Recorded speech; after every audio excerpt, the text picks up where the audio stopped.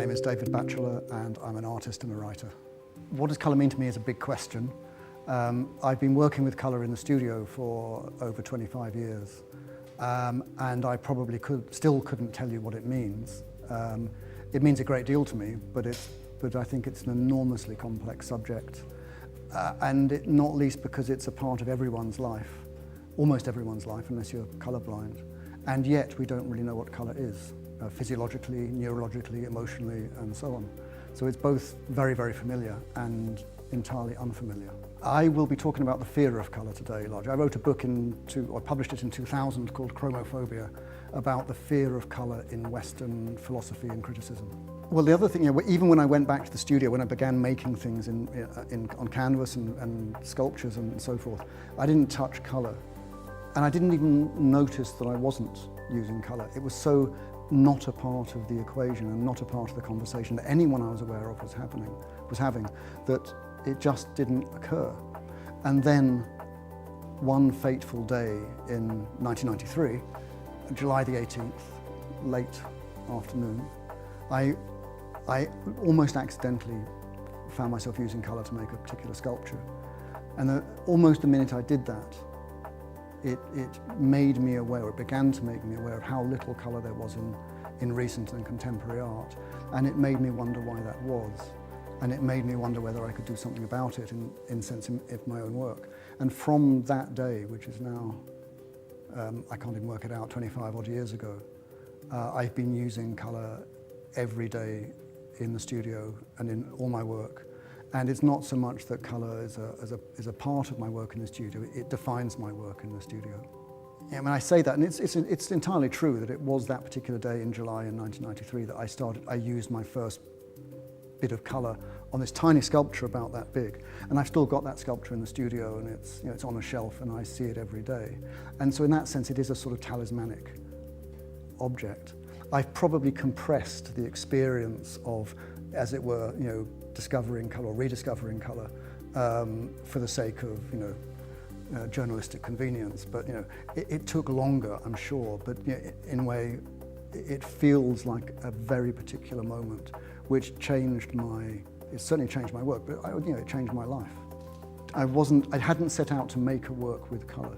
I'd set out to make a work about front and back, a sculpture which had a very distinct front from a back. And I'd previously made some and they weren't very successful. And I went back to the studio and I was struggling to find a way to emphasize the difference between the front and the back of this thing.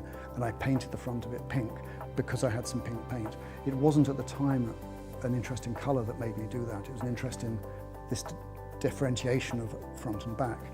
I mean, from that moment when I made this wee object, pink object called Pinko, it actually took me quite a long time to figure out how I could make colour that not just make colourful objects, works, but make work which was about colour, which was the subject of the work rather than just an aspect of it. It took me several years to really begin to figure out what I could do and how I could, in a way, make colour my own thing. I think one of the purposes of art is to invite people to look at that which is often overlooked.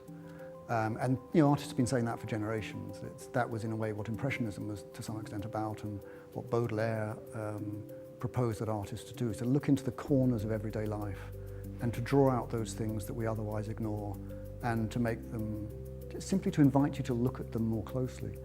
And I mean, in one sense that's what I'm trying to do with colour.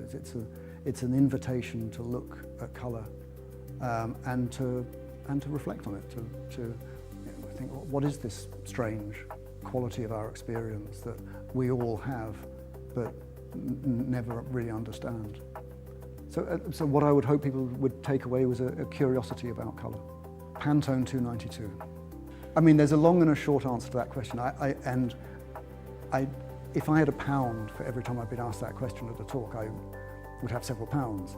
But the longer answer to the question is, the human eye is able to distinguish between about 10 million different gradations of colour. And that's normal, better than dogs, but not as good as prawns. Now, we have that range of about 10 million colours that we can differentiate, but we only have 11 basic colour terms to use. So there's a huge asymmetry between what we can see and what we can say, which is one of the things that interests me about colour.